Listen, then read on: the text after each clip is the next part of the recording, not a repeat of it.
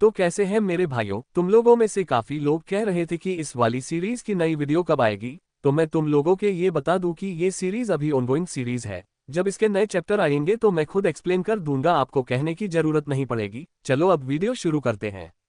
31। क्या महान दुस्साहस है, संप्रदाय गुरु का रोष। तो वह युहुआ अमर संप्रदाय की तकनीकों की साधना नहीं कर रहा था। दूर से सुमिन को अचानक कुछ एहसास हुआ, उसका चेहरा आश्चर्य से भर गया। इसका मतलब है कि उन्होंने अपने शरीर को इतना मजबूत और जीवन शक्ति से भरपूर बनाने के लिए जो तरीका अपनाया, यह मुझे किसी ऐसे व्यक्ति की याद दिलाता है जिसके बारे में मैंने एक बार सुना था। सम्राट के बेटे का मतलब कौन है? युहुआ मास्टर तुरंत चौंक गए और ध्यान से सुनने लगे। रक्त पर्वत के पूर्वज, क्या आपने कभी उनके बारे में सुना है? सुमिंग ने सहजता से कहा। नाम सुनकर फॉन किंगक्सू उलझन में पड़ गया, लेकिन युहुआ मास्टर की अभिव्यक्ति थोड़ी बदल गई। रक्त पर्वत का पूर्वज, क्या वह 300 साल पहले का कुख्यात खलनायक नहीं था? वह ताज़ा खून पीकर अपने शरीर को निखारने के लिए जाने जाते थे। उनके शरीर को मजबूत बनाने की तकनीक वाकई भयानक थी। ऐसा कहा जाता है कि वह केवल विलुप्ति क्षेत्र में था, लेकिन अपनी शारीरिक शक्ति के बल पर भी वह एक वरिष्ठ व्यक्ति को मारने में कामयाब रहा जो दिव्य दाव क्षेत्र में कदम रखने के कगार पर था। हालांकि उस लड़ाई के बाद वह गंभीर रूप से घायल हो गया था, उसकी जीवन शक्ति समाप्त हो गई थी। उसे तो उसी समय मर जाना चाहिए था। युहुआ मास्टर संदेह और भय के बीच फंस गया था। अनंत दानव महल में अभी भी उसके सिर पर इनाम है। उसकी साधना पद्धति बहुत अनोखी थी। वह वास्तव में मरा या नहीं, कोई भी निश्चित रूप से नहीं कह सकता। सुमिंग मंद मंद मुस्कुराए। इस फेंग युहान ने शायद अपनी तकनीकें नहीं सीखी हैं। शक्ति बढ़ाने के लिए खून जलाने की यह विधि कुछ हद तक वैसी ही है। इसके साथ ही सुमिंग ने समझाना बंद कर दिया। कभी कभी बहुत ज्यादा कहना अनावश्यक होता है। बेहतर है कि दूसरों को खुद ही अपनी बात कहने दें। निश्चित रूप से युहुआ मास्टर का चेहरा और अधिक काला पड़ गया। ब्लड माउंटेन एंसेस्टर नाम सुनने से पहले उसने इसके बारे में ज्यादा नहीं सोचा था, पर अब यह सोचकर कि कैसे फेंग युहान ने एजियोर फ्लेम तकनीक को तोड़ने के लिए शुद्ध शारीरिक शक्ति का उपयोग किया था, और कैसे उसने अपना खून जलाकर एक भयानक शक्ति उत्पन्न की, क्या यह रक्त पर्वत पूर्वज जैसा नहीं था? यदि फेंग युहान को सचमुच अपनी तकनीकें विरासत में मिली हों, तो फिर युहुआ अमर संप्रदाय में शामिल होने का उनका उद्देश्य सरल से बहुत दूर था। युहुआ मास्टर और भी अधिक सतर्क हो गया। कुछ क्षण पहले उसने सोचा था कि फेंग युहान एक दुर्लभ प्रतिभाशाली व्यक्ति है, लेकिन यदि पूरे संप्रदाय के संसाधनों का उपयोग उसके पालन पोषण के लिए किया गया, क्या वे सिर्फ एक और रक्त पर्वत पूर्वज को नहीं बढ़ा रहे होंगे? इस बीच युद्ध क्षेत्र में फेंग युहान ने अभी अभी जू लिंगशान को आसानी से हराया था और वह उत्साहित महसूस कर रहा था। वह उत्सुकता से मुख्य मंच की ओर देखने लगा। वह युहुआ मास्टर के चेहरे पर आश्चर्य और फॉन किंगक्सू की आंखों में प्रशंसा देखना चाहता था, लेकिन जब उसने गौर से देखा तो उसे एहसास हुआ कि कोई भी उसकी ओर ध्यान नहीं दे रहा था। विशेष रूप से फैन किंगक्सू, वह सुमिंग के बगल में बैठी थी, उसके करीब झुकी हुई थी, जैसे कि वे एक निजी बातचीत कर रहे हों। धत्तेरी की, फेंग युहान का क्रोध भड़क उठा। वह शापित सुमिंग, वह फैन किंगक्सू के इतने करीब क्यों बैठा था? फैन किंगक्सू को केवल उसकी और केवल उसकी महिला माना जाता था। उसके दांत क्रोध से भींच गए, उसका गुस्सा उबल पड़ा। ये घृणित दानव सम्राट का बेटा, यदि वह हस्तक्षेप न करता तो फैन किंगक्सू निश्चित रूप से अभी उसकी ओर प्रशंसा की दृष्टि से देख रही होती। ये सोचकर फेंग युहान और भी क्रोधित हो गया। और कौन मुझसे लड़ने की हिम्मत करता है? आओ, मैं फेंग युहान किसी भी ऐसे व्यक्ति से मुकाबला करूंगा जो हिम्मत करेगा। उसकी आवाज में अहंकार था। वह अपना नाम बनाने के लिए उत्सुक था। वह हर किसी की नजरें अपनी ओर खींचना चाहता था, लेकिन उसे कुछ पता नहीं था। उसके अहंकार ने युहुआ मास्टर के चेहरे के भाव को और भी अधिक गहरा कर दिया। लापरवाह और जंगली, उसका रवैया बिल्कुल उस समय के ब्लड माउंटेन पूर्वजों जैसा है। क्या वह सचमुच उनके उत्तराधिकारी हो सकते हैं? युहुआ मास्टर की आंखों में एक ठंडी चमक चमक उठी। यदि ये लड़का सचमुच रक्त पर्वत पूर्वज का उत्तराधिकारी था और उसने अपने संप्रदाय में परेशानी पैदा करने का साहस किया, फिर वह ये सुनिश्चित करेगा कि वह कभी जीवित न बचे। सुमिंग ने युहुआ मास्टर के हाव भाव देखे और मन ही मन मुस्कुराते हुए चाय का एक घूंट लिया। तभी उसके दिमाग में एक सिस्टम नोटिफिकेशन गूंजा। डिंग, फेंग युहान के उत्थान का मार्ग बाधित हो गया है। भाग्य अंक 100 से कम हो गए हैं। डिंग, आपके शब्दों ने गहरा आघात पहुंचाया है। आपको राक्षसी आकर्षण के 1000 अंक से पुरस्कृत किया गया है। लगातार 2 संदेशों ने सुमिंग की मुस्कान को और चौड़ा कर दिया। खलनायक बनना सचमुच आनंददायक था। ... मैदान में फेंग युहान ने अपना उकसावे जारी रखा, लेकिन ये देखने के बाद कि उसने कितनी आसानी से जू लिंगशान को हरा दिया, किसी ने आगे बढ़ने की हिम्मत नहीं की। हे, बिल्कुल वैसा ही जैसा मैंने सोचा था। मैं यहाँ सबसे ताकतवर हूँ। फेंग यूहान को आत्मसंतुष्ट महसूस हुआ। अतीत में एक साधारण सेवक के रूप में उसे जो अपमान सहना पड़ा था, आज वह अंततः सब कुछ बाहर निकाल सका। उसकी उम्मीदों के अनुसार आगे जो होना था वह ये था कि यहोवा मास्टर प्रसन्न होंगे और उसे अपने शिष्य के रूप में स्वीकार करेंगे। फेंग यूहान संप्रदाय की वर्तमान स्थिति को समझ गया। यहोवा मास्टर अपने अंत के करीब था और पूरा संप्रदाय पूरी तरह से पतन की ओर था। और इस क्षण उनका प्रकट होना उनके लिए किसी चमत्कार से कम नहीं था। यहोवा मास्टर के पास उसे ऊंचे स्थान पर रखने के अलावा कोई विकल्प नहीं था। और वह दानव सम्राट का बेटा, अरे मेरी प्रतिभा को देखने के बाद क्या वह मुझे भी भर्ती करने की कोशिश नहीं करेगा? लेकिन मैं कभी भी उसके साथ शामिल नहीं होऊंगा। तथाकथित अनंत दानव महल, एक दिन यह मेरा होगा। और सुमिंग, उसे आज अपने किए पर पछतावा होगा। फेंग यूहान की आंखों में ठंडक चमक उठी। उसी समय यहोवा मास्टर अपनी सीट से उठ खड़े हुए। वह आ रहा है। फेंग यूहान ने अपनी मुद्रा सीधी की, छाती ऊंची की। संप्रदाय गुरु की प्रशंसा और पुरस्कार प्राप्त करने के लिए तैयार। लेकिन अगले ही पल जो आवाज गूंजी वह उसकी कल्पना से बिल्कुल अलग थी। अहंकारी और लापरवाह, एकमात्र बाहरी शिष्य, और फिर भी आप इतनी निर्दयता से कार्य करने का साहस करते हैं। तुमने बिना किसी हिचकिचाहट के एक आंतरिक शिष्य को घायल कर दिया। तुम्हें ऐसा दुस्साहस किसने दिया? तुम किस तरह की बुरी तकनीकों का अभ्यास कर रहे हो? मेरे यहोवा अमर संप्रदाय में उन्हें प्रदर्शित करने की तुम्हारी हिम्मत कैसे हुई? मंच से उतर जाओ। यहोवा मास्टर की आवाज पूरे क्षेत्र में बिजली की तरह गूंज उठी। फेंग यूहान दंग रह गया। क्या हो रहा था? क्या उसे डांटा जा रहा था? क्यों? लेकिन मैं निष्पक्ष रूप से जीता। फेंग यूहान ने विरोध किया। तुम्हारी हिम्मत है पलटकर बात करने की? यहोवा मास्टर का गुस्सा उल्का की तरह बरस रहा था। उनकी पांचों उंगलियां नीचे की ओर दब गईं। तारांकन धमाका, तारांकन, एक भयानक शक्ति आकाश से उतरी। ऐसा लग रहा था जैसे कोई अदृश्य झरना सबसे ऊंचे आसमान से नीचे गिर रहा हो। फेंग यूहान को ऐसा महसूस हुआ जैसे कोई भारी बोझ उस पर दबा हुआ है। उसका शरीर जोर से जमीन पर जा गिरा। तारांकन दरार, तारांकन। उसके मुंह से खून बह निकला। दबाव के कारण उसकी हड्डियां कराहने लगीं, कुछ तो तुरंत टूट गईं। वह स्तब्ध और क्रोधित था, वह समझ नहीं पा रहा था क्यों उसने ये लड़ाई निष्पक्ष रूप से जीत ली थी। उसके साथ ऐसा क्यों हो रहा था? 32 किस्मत के अंक कम हो गए। किंगक्सू की सच्ची भावनाएं। आपका रक्त और ऊर्जा अविश्वसनीय रूप से मजबूत है, भूतिया मार्ग क्षेत्र में साधारण मार्शल कलाकारों से कहीं ज्यादा। अपने शरीर को इस हद तक संयमित करना, ये कुछ ऐसा नहीं है जिसे हमारे यहोवा अमर संप्रदाय की तकनीकें प्राप्त कर सकती हैं। आप किस तरह की साधना पद्धति का अभ्यास कर रहे हैं?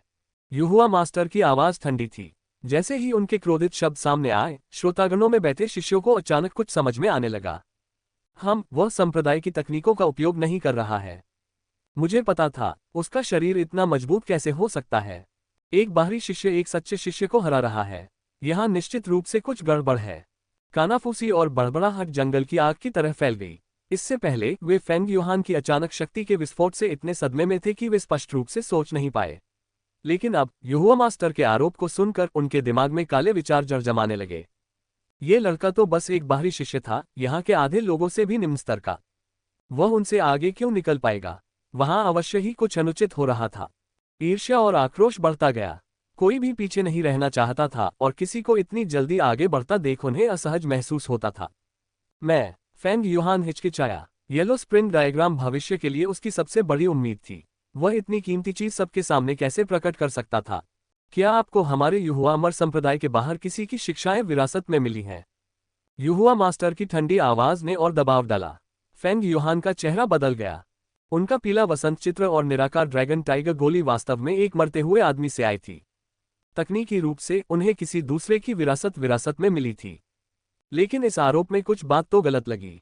वह समझाना चाहता था लेकिन उसे सही शब्द नहीं मिल रहे थे। तो ये सच है। उसकी हिचकिचाहट ने यहोवा मास्टर के संदेह को और गहरा कर दिया। क्या ऐसा हो सकता है कि उसे रक्त पर्वत पूर्वज की विरासत प्राप्त हुई हो? गद्दार, यहोवा मास्टर का क्रोध ज्वालामुखी बन गया। उनकी पांचों उंगलियां एक बार फिर नीचे की ओर दब गईं।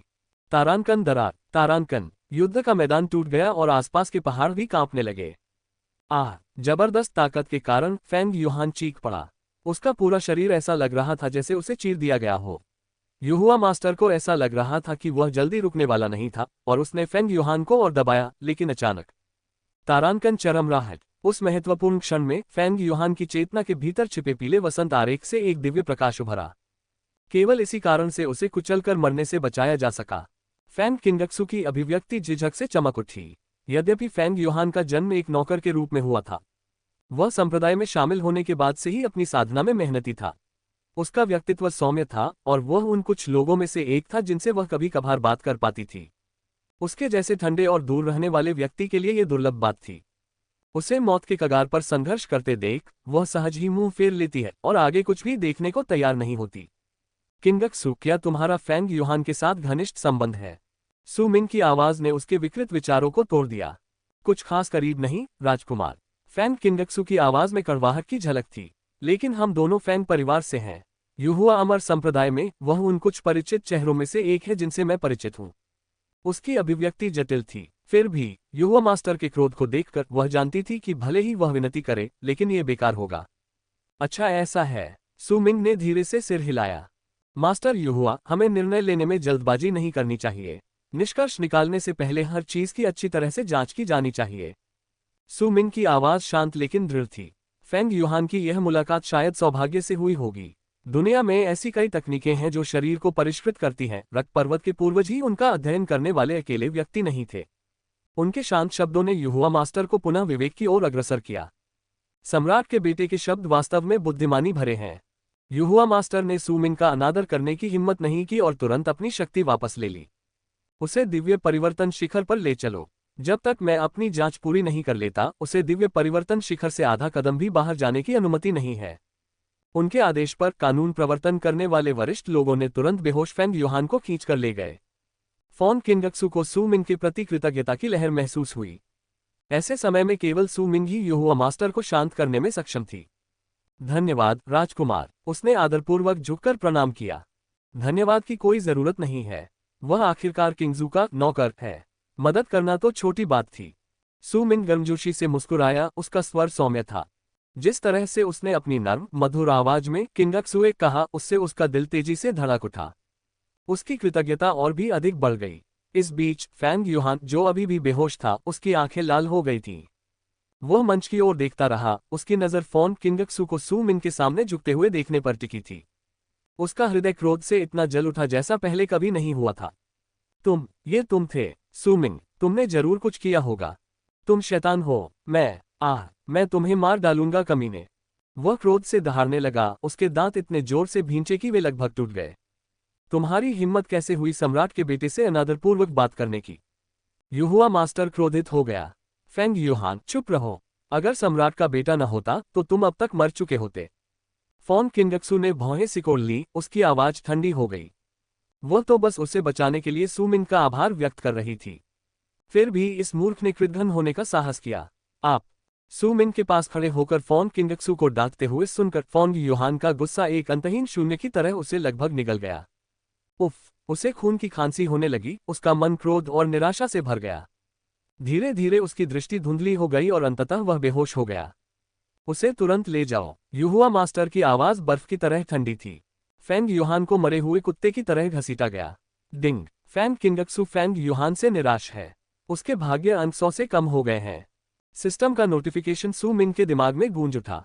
लगातार 2 हार के साथ फेंग यूहान का भाग्य 500 से नीचे गिर गया था।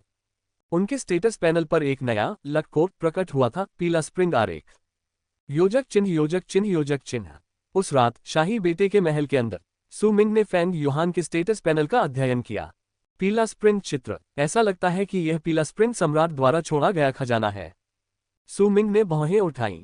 उसने इसके बारे में पहले भी सुना था। विशाल 3000 महान विश्वों में केवल मुट्ठी भर लोग ही सच्चे सम्राट बन पाए थे। पीला स्प्रिंग सम्राट उनमें से एक था, जो हजारों साल पहले का एक सर्वोच्च व्यक्ति था।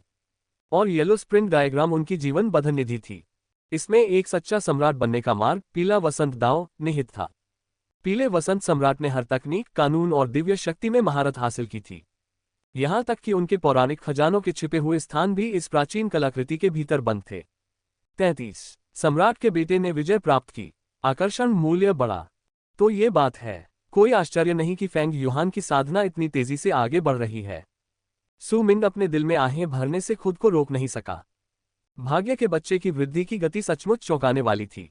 पीले स्प्रिंग आरेख की संभावनाएं असीम लग रही थीं। जैसे जैसे उसकी खेती में सुधार होता गया, उससे मिलने वाला लाभ भी बढ़ता गया। यदि फेंग युहान के पास 2 वर्ष और होते तो वह येलो स्प्रिंग डायग्राम के अधिकांश रहस्यों को उजागर करने में सक्षम हो सकता था। तब तक वह पीले वसंत सम्राट की विरासत को प्राप्त कर चुका होगा और पीले वसंत दाव की तकनीकों में निपुणता प्राप्त कर चुका होगा। अपने पैरों के नीचे पीले स्प्रिंग आरेख के साथ यहां तक कि सू मिंग भी उसे इतनी आसानी से कुचलने में सक्षम नहीं होगा। सौभाग्य से वह अभी तक ताकत में बहुत मजबूत नहीं हुआ है, लेकिन अहंकार में आसमान छू गया है। सू मिंग ने फेंग युहान के भाग्य मूल्य पर नजर डाली। केवल 400 अंक शेष थे। मुझे अभी भी उसे एक ही वार में खत्म करने का कोई रास्ता चाहिए। वह गहरी सोच में डूबा हुआ अपनी उंगलियां मेज पर हल्के से थपथपा रहा था। पीला स्प्रिंग आरेख एक मूल्यवान खजाना था और सू मिंग लंबे समय से इसे पाने की लालसा रखता था। केवल फेंग युहान के भाग्य का मूल्य 100 से नीचे लाकर ही उसे इसे जब्त करने का अवसर मिलेगा। दस्तक दस्तक दस्तक। तारांकन। उसी समय दरवाजे पर दस्तक हुई। यंगलू, जाओ दरवाजा खोलो। सू मिंग को पहले ही पता चल गया था कि आगंतुक कौन है। उन्होंने किन यंगलुओं को निर्देश दिया जो बर्फ की खेती की तकनीक का अध्ययन करने पर केंद्रित थे। किन यंगलुओं ठीक से खड़ी हुई और दरवाजे की ओर चली गई। बाहर हल्के नीले रंग की सैन्य पोशाक पहने फॉन किंगक्सू थोड़ा असहज दिख रही थी। उनका पहनावा हमेशा की तरह सरल और सक्षम था, जिसमें एक सुरुचिपूर्ण वातावरण झलक रहा था। उसकी लंबी पतली टांगें उसके ठंडे किंतु आकर्षक चेहरे के साथ मिलकर प्रभुत्व की आभा बिखेरती थीं। इस समय फैन किंगक्सू के चेहरे पर घबराहट का भाव दिखाई दिया। स्पष्टतः देर रात सू मिंग के दरवाजे पर दस्तक देने से उसे असहजता महसूस हुई। जब दरवाजा खुला और उसने किन यंगलुओं को वहां खड़ा देखा तो वह क्षण भर के लिए स्तब्ध रह गई। फिर वह और भी अधिक घबरा गई। मुझे नहीं पता था कि मिस किन यहाँ है। मैं अभी निकल जाऊंगा। फैन किंगक्सू के गाल चेरी जैसे लाल हो गए। उसे अचानक एहसास हुआ कि रात हो चुकी थी और किन यंगलुओ राक्षसी सम्राट के बेटे के साथ अकेली थी।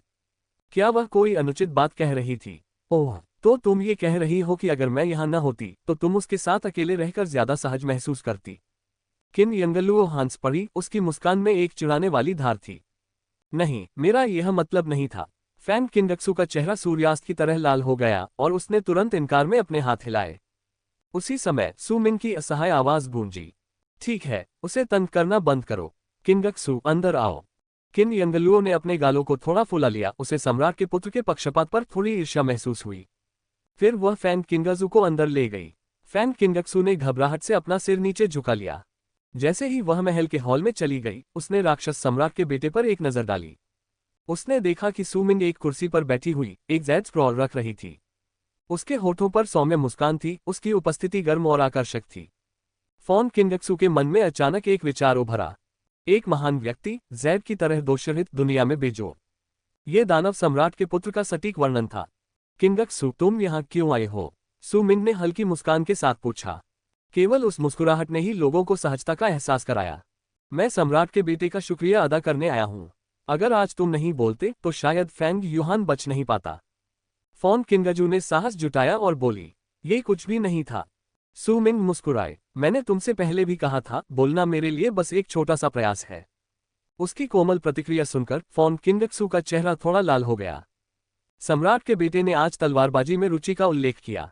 फिर उसने ज़ैड स्क्रॉल का एक ढेर निकाला। उसकी आवाज में झिझक और घबराहट थी।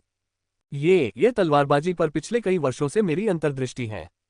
मेरे कौशल कमजोर हैं और वे सम्राट के बेटे के लिए ज्यादा मददगार नहीं हो सकते, लेकिन यह एकमात्र तरीका है जिससे मैं अपना आभार व्यक्त कर सकता हूं। फॉन किंगक्सू ने खुद को विनम्र और सावधान महसूस किया।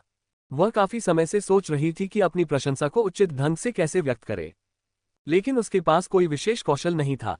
उसने स्वयं को पूरी तरह से साधना के लिए समर्पित कर दिया था, फिर भी वह सम्राट के पुत्र को धन्यवाद देने का कोई तरीका नहीं खोज सकी। काफी हिचकिचाहट के बाद आखिरकार उसने हिम्मत जुटाई और ये जानकारियां सामने लाई। लेकिन इस पर विचार करने पर सम्राट का पुत्र अंततः अनंत दानव महल का महान उत्तराधिकारी था। किस प्रकार की दिव्य और स्वर्गीय तकनीकें उसने पहले नहीं देखी थीं। यदि वह सचमुच तलवारबाजी सीखना चाहता तो दिव्य दाव क्षेत्र के शक्तिशाली व्यक्ति भी स्वयं को उसके शिक्षक के रूप में प्रस्तुत करने को तत्पर रहते। उसका छोटा सा संग्रह संभवतः उसकी नजर में बेकार था। उसके ऊपर चिंता की लहर दौड़ गई और उसे अपनी जल्दबाजी पर पछतावा हुआ। लेकिन अगले ही पल उसने एक अप्रत्याशित रूप से हर्षित आवाज सुनी। ये तो बहुत ही अच्छी बात है। सू मिंग प्रसन्न दिख रहे थे। उनकी मुस्कान गर्मजोशी भरी और सच्ची थी। लोग शायद ही कभी अपनी तलवारबाजी की अंतर्दृष्टि को इतनी स्वतंत्रता से साझा करते हैं। आपका यह उपहार मेरे लिए बहुत मूल्यवान है। सू मिंग के चेहरे पर सच्ची सराहना झलक रही थी जब उसने जेड स्क्रॉल को लिया, बिना किसी तिरस्कार के। फैन किंगक्सू ने उसे ध्यान से देखा।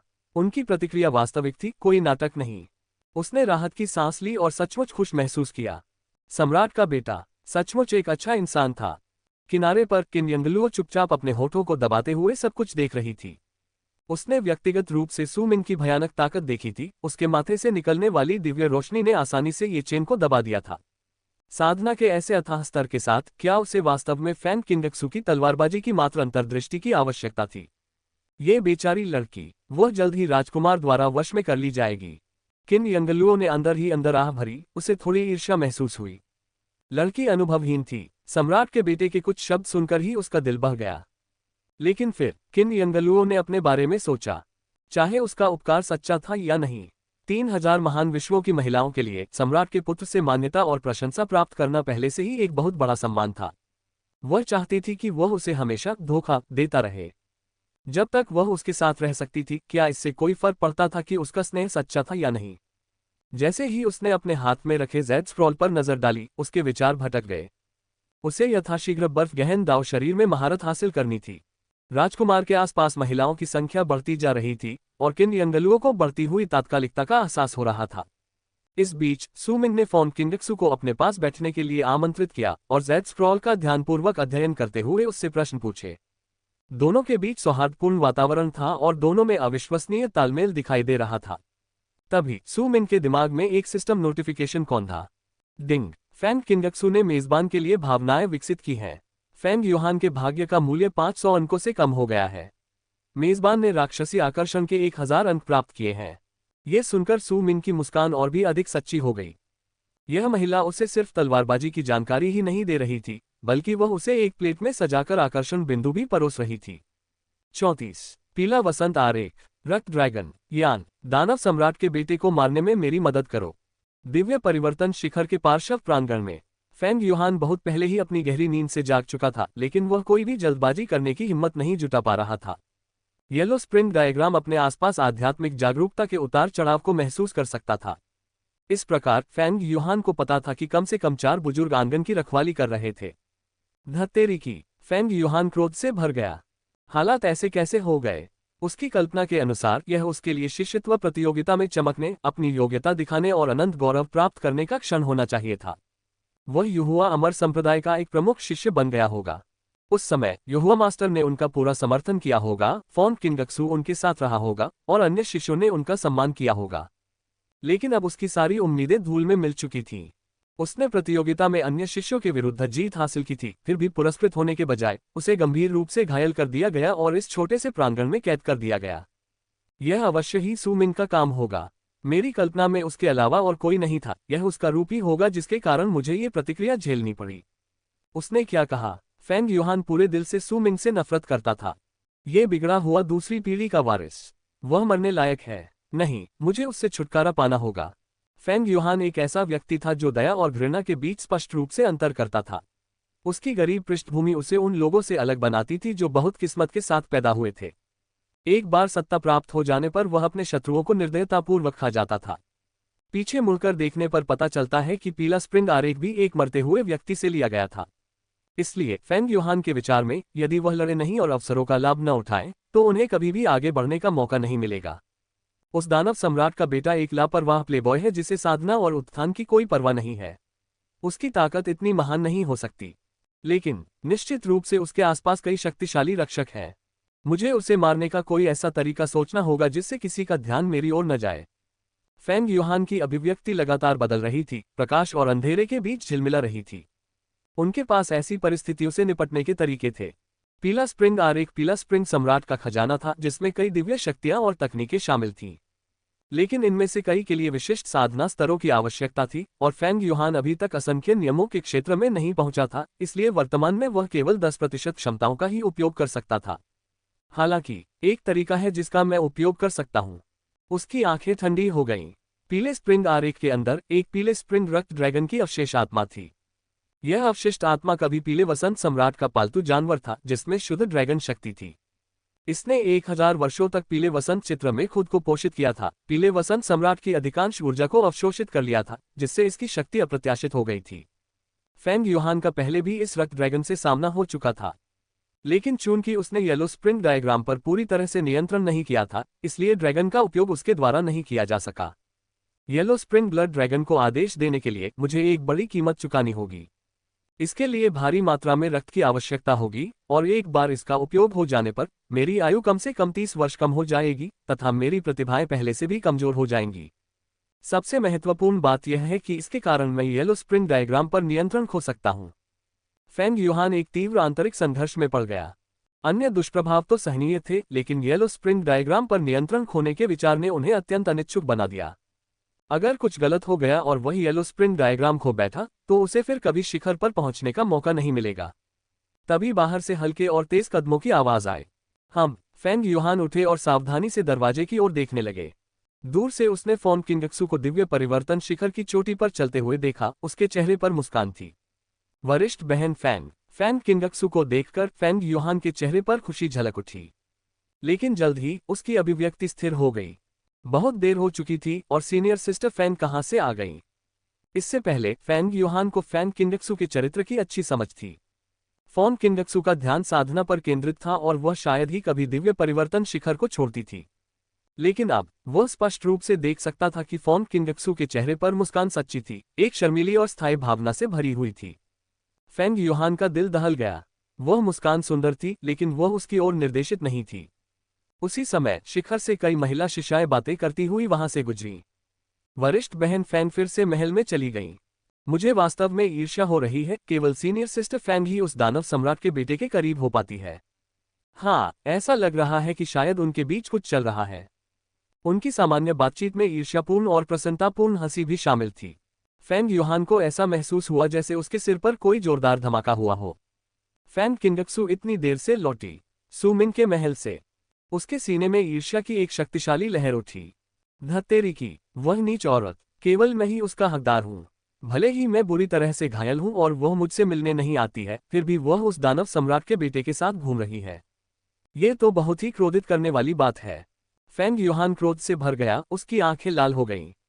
सुमिंग, मैं तुम्हें निश्चित रूप से मार डालूंगा, तुम कमीने।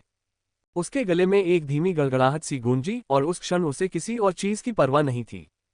फेंग यूहान ने अपना मन एकाग्र किया तथा अपने आध्यात्मिक सागर को सीधे पीले झरने के चित्र में भेज दिया। छप छप, तारांकन। आरेख के अंदर बहते पानी की आवाज हवा में भरी हुई थी, जैसे कि कोई दूसरी विशाल दुनिया हो। इस संसार में जहां तक आंखें देख सकती थीं, पानी की अंतहीन लहरें उमड़ रही थीं। लेकिन ये लहरें कोई साधारण नदी नहीं थीं। ये पीले झरने का भयानक काला पानी था। पीला झरना गर्जना और उथल पुथल मचा रहा था, जिसकी भयानक लहरें धरती को हिला रही थीं। ऐसा लग रहा था कि वे अपने संपर्क में आने वाली हर चीज को निगलने के लिए तैयार थीं। आप, फेंग यूहान ने जोर से पुकारा। जल्द ही पीले झरने का पानी गरजने की तरह गड़गड़ाने लगा और लहरें उठने लगी। एक विशालकाय आकृति आकाश में उठने लगी। स्वूश ड्रिप, यह एक विशाल रक्त ड्रैगन था। इस रक्त ड्रैगन में शुद्ध ड्रैगन का खून था, लेकिन वह वास्तविक ड्रैगन में परिवर्तित नहीं हुआ था। इसे पीले वसंत चित्र में एक अवशिष्ट आत्मा के रूप में कैद किया गया था। फिर भी इस रक्त ड्रैगन की युद्ध शक्ति अविश्वसनीय थी, यहां तक कि असली ड्रैगन से भी अधिक शक्तिशाली। रक्त का विशाल प्रभावशाली सिर ऊपर उठा, जिससे एक भयानक दबाव निकला, जिसने फेंग यूहान को सीधे मारा। पिछली बार आपने कहा था कि अगर मैं आपको अपना खून पिलाकर आपका भौतिक शरीर बनाऊं, तो आप मेरी एक बात में मदद करोगे। अब जाओ और मेरे शाश्वत शत्रु सुमिंग को मार डालो। मैं अपने जीवन के 20 वर्ष और अपने खून के 100 वर्ष का आदान प्रदान करने को तैयार हूं, बस मेरी आज्ञा स्वीकार करो। फेंग यूहान का चेहरा क्रोध और घृणा से भरा हुआ था और वह तीखे स्वर में बोल रहा था। तारांकन ग्राह। फेंग यूहान के शब्दों को सुनकर रक्त ड्रैगन की आंखें चमक उठीं और एक आवाज आध्यात्मिक सागर में फैल गई। युवक, क्या तुम अपने निर्णय के प्रति गंभीर हो? हाँ, जब तक सुमिंग मौजूद नहीं है तब तक सब ठीक है। 35। सुमिंग ने अपना कदम बढ़ाया। कड़ा दमन, बस उसे मेरे लिए मार दो। मैं ऐसा कर सकता हूं, लेकिन मुझे आपको चेतावनी न देने के लिए दोष मत दीजिए। सुमिंग वह सर्वोच्च दानव सम्राट का पुत्र है, जो अनंत दानव महल का शासक है। फेंग यूहान का चेहरा विकृत हो गया जब वह क्रूरता से बोल रहा था। तो क्या हुआ अगर वह दानव सम्राट का बेटा है? जब तक वह सच्चा दानव सम्राट नहीं है, मेरे साथ जुड़ी ड्रैगन आत्मा की शक्ति के साथ मैं उसे सोते हुए भी खत्म कर सकता हूं। यदि तुम इतने हताश हो तो मैं तुम्हारी इच्छा पूरी करूंगी जवान।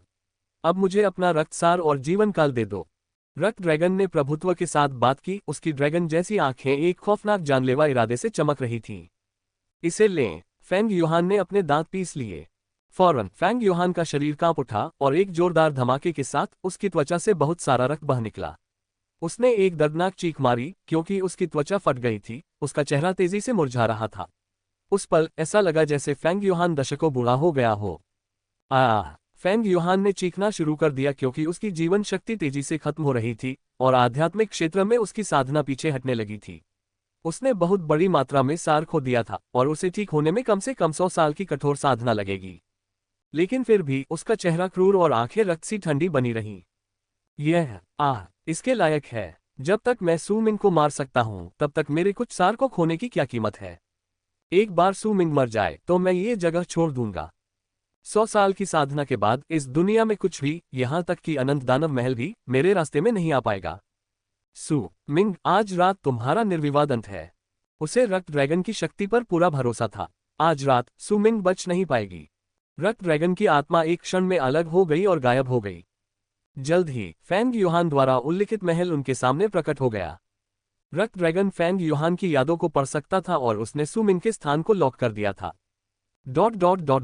तारांकन स्वूश। बिना किसी प्रयास के रक्त ड्रैगन महल में प्रवेश कर गया। उसने देखा कि सू मिंग बिस्तर पर आराम कर रही है, उसके चेहरे पर एक ठंडी मुस्कान उभर रही है। मेरे लिए दानव सम्राट का बेटा क्या है? अगर वह सच्चा दानव सम्राट नहीं है तो वह मेरे शक्तिशाली अस्तित्व के सामने एक चींटी से ज्यादा कुछ नहीं है। आज रात मैं तुम्हारी जान ले लूंगा दानव सम्राट के बेटे। एक गगनभेदी गर्जना के साथ रक्त ड्रैगन सू मिंग की ओर बढ़ा और सीधे उसकी चेतना के सागर में प्रवेश कर गया। खंडित अवस्था में एक आत्मा के रूप में इसने हजारों वर्ष पीले झरने के आरेख में बिताए, अपनी आत्मा को पीले झरने की ऊर्जा से पोषित किया और चेतना के समुद्र का उपभोग करने की एक तकनीक विकसित की। पीले झरने का पानी एक भयानक पदार्थ था जिसकी एक बूंद से ही आत्मा जल सकती थी। रक्त ड्रैगन सदियों से इस जल पर निर्भर था और अब पीले झरने की ऊर्जा उसके शरीर में गहराई से समाहित हो गई थी। यहां तक कि विलुप्ति क्षेत्र के किसी अभ्यासी के पास भी रक्त ड्रैगन के चेतना के सागर में प्रवेश करने के बाद बच निकलने का कोई मौका नहीं होगा। तारांकन बाज। तारांकन। रक्त ड्रैगन के सू मिंग की चेतना के सागर में प्रवेश करने में कोई बाधा नहीं थी। यहां से उसे बस पीले झरने की सांस छोड़ने की जरूरत थी और यह सू मिंग की चेतना के सागर को तुरंत नष्ट कर देगा। एक बार चेतना का सागर बिखर गया तो 90% लोग या तो घातक रूप से घायल हो जाएंगे या मौके पर ही मर जाएंगे। जो बच भी गए वे भी नासमझ सब्जी बन गए। जैसे ही रक्त ड्रैगन कार्य करने वाला था, चेतना के सागर में एक धीमी आवाज गूंज उठी। फेंग यूहान, क्या उसने तुम्हें मुझे मारने के लिए भेजा है? हम। रक्त ड्रैगन चौंक गया। उसने चेतना के सागर के चारों ओर देखा और देखा कि सू मिंग की आकृति दिखाई दी, जो ब्रोकेड का लबादा पहने हुए थी। उसकी अभिव्यक्ति शांत और अविचल थी। अपनी चेतना के सागर में अब उस विशाल प्राणी के होने के बावजूद सू मिंग ने कोई आश्चर्य नहीं दिखाया। आप मेरी दखलंदाजी को पहचानने में काफी तेज हैं। लेकिन तो क्या, तुम्हारा रक्षक तुम्हें समय पर नहीं बचा सकता? तुम्हारी चेतना के सागर में मैं तुम्हें एक ही सांस में खत्म कर सकता हूं। रक्त ड्रैगन की आवाज में शक्ति और भय झलक रहा था। हे, सू मिंग केवल मुस्कुराया। एक छोटा ड्रैगन मेरे सामने, सर्वोच्च दानव सम्राट के बेटे के सामने अहंकार से कार्य करने का साहस करता है। मैं तुम्हें एक मौका दूंगा। अगर तुम मेरी बात मान लो और मेरी गाड़ी खींचने के लिए मेरी सवारी बन जाओ तो मैं तुम्हें छोड़ दूंगा। क्या तुम सोच रहे हो बढ़िया सौदा है? ये सुनकर रक्त ड्रैगन क्रोध से दहाड़ा। तारांकन GRRRHHH। उसके ड्रैगन के रोने से आकाश हिल गया। ये पीले वसंत आरेख में पैदा हुए एक ड्रैगन की आत्मा थी। ये कभी प्राचीन पीले वसंत सम्राट का पसंदीदा जानवर था, जो हमेशा घमंडी और अहंकारी रहता था। जब तक सम्राट स्वयं प्रकट न हो जाए तब तक ये किसी अन्य को स्वीकार नहीं करेगा।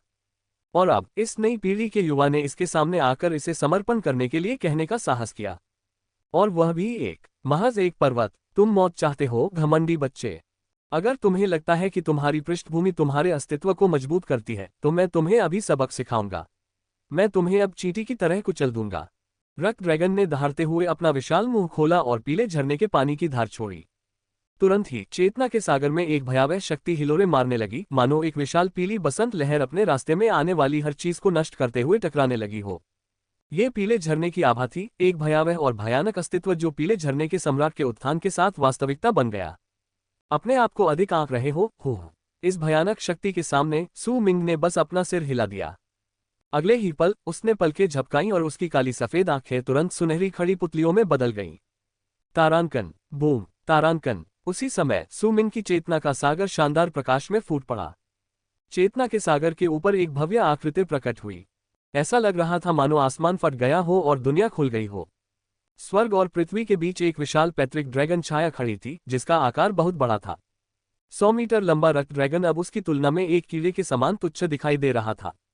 विशाल आदि दानव नेत्र सूर्य और चंद्रमा की तरह चमक रहे थे। उनकी दृष्टि में सब कुछ नष्ट हो रहा था तथा समस्त अस्तित्व नष्ट हो रहा था। सभी दिशाओं से अंतहीन भयानक दबाव आ रहा था। एक छोटा सा अजगर जो मेरे लिए परेशानी खड़ी करने की कोशिश कर रहा है।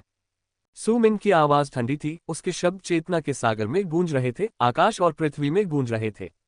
पैतृक ड्रैगन का पवित्र शरीर प्रकट हुआ। ये है। रक्त ड्रैगन का चेहरा पूरी तरह बदल गया। पैतृक ड्रैगन, ये संभव नहीं हो सकता। ग्रहार, उस पर एक जबरदस्त दबाव था। उसके रक्तवंश के सबसे गहरे हिस्सों से एक डर था जिससे वह कभी नहीं बच सकता था। ड्रैगन को अक्सर सबसे शक्तिशाली प्राणी माना जाता है, लेकिन सबसे मजबूत प्रजातियां भी एक नियम के अंतर्गत आती हैं। एक मजबूत प्राणी पूरी शक्ति के साथ कमजोर पर हावी होगा। पैतृक ड्रैगन के वंश की आभा का सामना करते हुए रक्त ड्रैगन की आत्मा तुरंत ही नष्ट हो गई। ये कैसे संभव है? आपके पास पैतृक ड्रैगन की आभा कैसे है? पैतृक ड्रैगन बहुत पहले ही दुनिया से गायब हो चुका है। नहीं, मुझे इस पर विश्वास नहीं होता। रक्त ड्रैगन तुरंत एक गेंद की तरह सिकुड़ गया और डर के मारे चीखने लगा। वह निराशा में चिल्लाया, भय से अभिभूत हो गया। आपकी छोटी ड्रैगन शक्ति मेरे लिए पोषण का काम करेगी। सुमिंग की आवाज बर्फ की तरह ठंडी थी।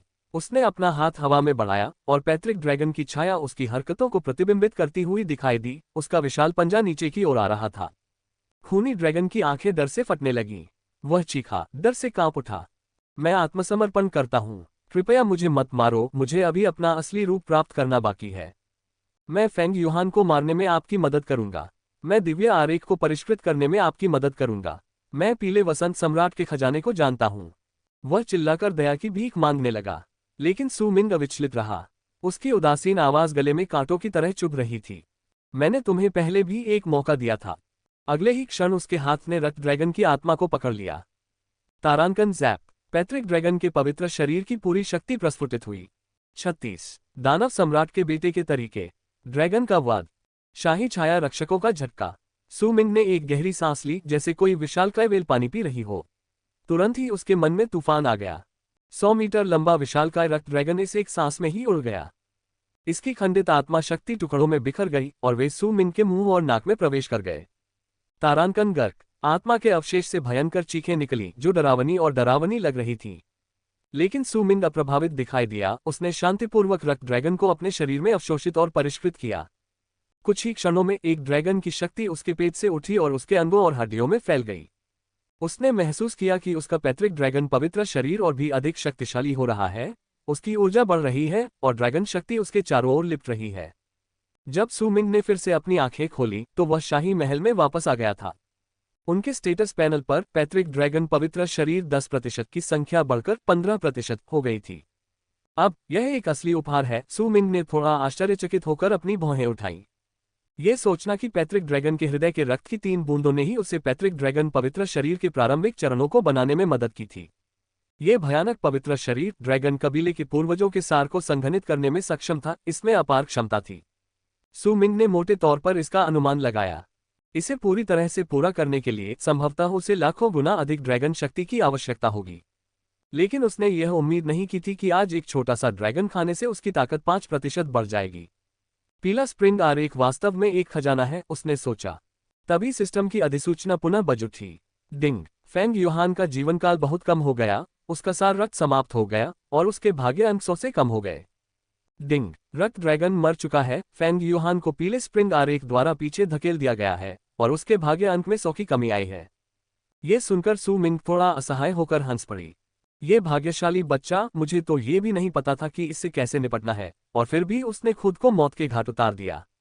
मूलतः उनके पास 350 भाग्य अंक थे, लेकिन अब उनमें 200 की कमी आ गई थी।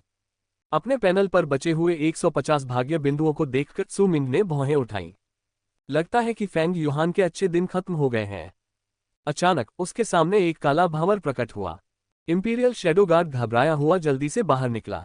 तारांकन धप, इंपीरियल शैडो गार्ड एक घुटने पर झुक गया। उसका स्वर भय से भरा था।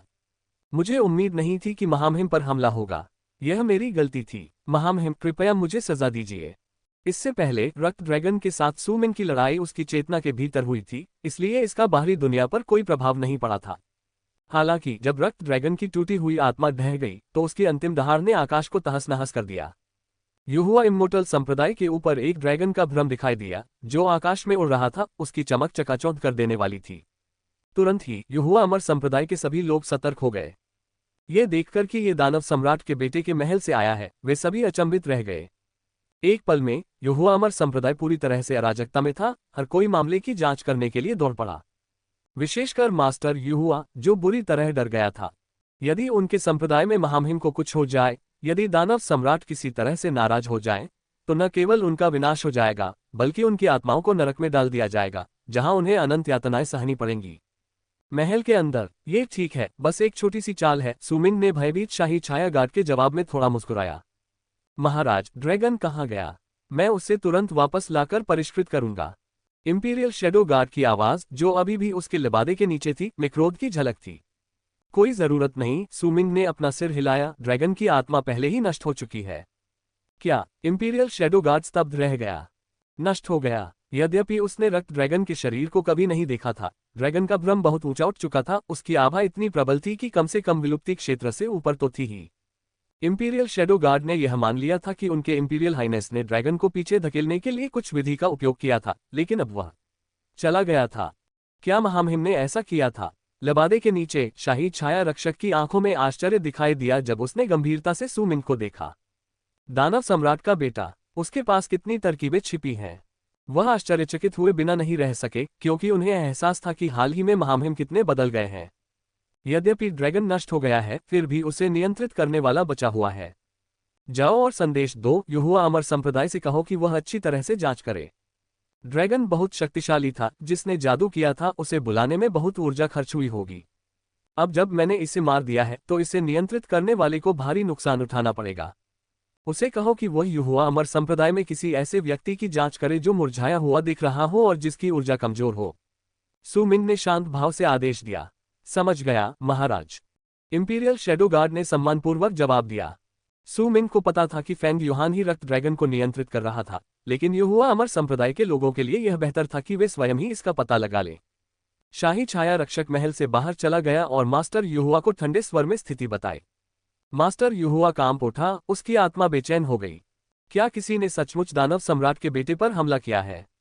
मास्टर युहुआ हैरान और क्रोधित हो गया और एक जोरदार गर्जना के साथ पूरा युहुआ अमर संप्रदाय कार्रवाई में आ गया। सभी शिष्यों को, चाहे वे प्रत्यक्ष शिष्य हों, आंतरिक शिष्य हों, बाहरी शिष्य हों या फिर चौकीदार हों, पर्दे के पीछे के व्यक्ति की खोज करने के लिए बुलाया गया। दानव सम्राट के बेटे पर हमला करना देशद्रोह का कार्य था। यह एक कार्य युहुआ अमर संप्रदाय के अंत का संकेत हो सकता था। जो भी हिम्मत करेगा उसे मौत मिलेगी। सुमिंग बाहर की अराजकता को देख रहा था, उसकी आंखों में ठंडी रोशनी चमक रही थी। अब समय आ गया है कि फेंग युहान को अंतिम झटका दिया जाए। वह एक कदम आगे बढ़ा और एक क्षण में गायब हो गया। एक ही समय पर दिव्य परिवर्तन शिखर पर एक छोटे से प्रांगण में तारांकन पफ, फेंग युहान ने मुंह भर खून थूका, उसका शरीर मृत्यु जैसी काली ऊर्जा से लिपटा हुआ था। क्या हो रहा है? फेंग युहान भयभीत हो गया, उसके हाथ में पीला स्प्रिंग आरेख हिंसक रूप से कांप रहा था, मानो उसके शरीर को छोड़ने की कोशिश कर रहा हो। इससे फेंग युहान की पहले से ही क्षतिग्रस्त जीवन शक्ति और भी खराब हो गई। उनका चेहरा दशकों पुराना हो गया, उनके बाल सफेद हो गए और उनकी त्वचा गहरी झुर्रियों से भर गई। उसकी मजबूत भुजाएं और शरीर मुरझाने और कमजोर होने लगे तथा धूल में तब्दील होने के संकेत दिखाई देने लगे। ये कैसे हो सकता है? मेरा जीवनकाल इतनी बुरी तरह से क्यों खत्म हो गया? क्या रक्त ड्रैगन मर गया? वह पीला पड़ गया, उसकी आंखें तीव्र भय से भर गईं। इससे पहले भले ही वह रक्त ड्रैगन को नियंत्रित नहीं कर सकता था, क्योंकि उसकी आत्मा येलो स्प्रिंग डायग्राम से संबंधित थी, इसलिए उसका उससे कुछ संबंध था। लेकिन कुछ ही क्षण पहले उसने महसूस किया था कि रक्त ड्रैगन अचानक गायब हो गया। वह न केवल गायब हो गया, बल्कि उसकी आत्मा नष्ट हो गई तथा उस पर भयानक ऊर्जा का प्रहार हुआ। उस क्षण उसे वह भय महसूस हुआ जो रक्त ड्रैगन को अपनी मृत्यु से पहले महसूस हुआ था। डर, घबराहट, अनिच्छा। रक्त ड्रैगन की मृत्यु अत्यंत दुखद तरीके से हुई थी। किसने किया ये? नहीं, ये वह नहीं हो सकता, वह ऐसा कैसे कर सकता है? लेकिन क्या ये सुमिंग हो सकता है? यह विचार मन में आया और फेंग युहान अपने दांव हृदय की गहराई तक चौंक गया। 37 कटाई का सत्र, पीला वसंत आरेख। ऐसा नहीं होना चाहिए। फेंग यूहान को अच्छी तरह पता था कि ब्लड ड्रैगन कोई छोटा खतरा नहीं है। विलुप्ति क्षेत्र के सबसे शक्तिशाली अभ्यासी भी ड्रैगन द्वारा तुरंत मारे जा सकते थे, अगर वे तैयार न हो। सु मिंग ने ऐसा कैसे किया? जब फेंग यूहान अभी भी सोच रहा था, बाहर से एक जोरदार आवाज आई।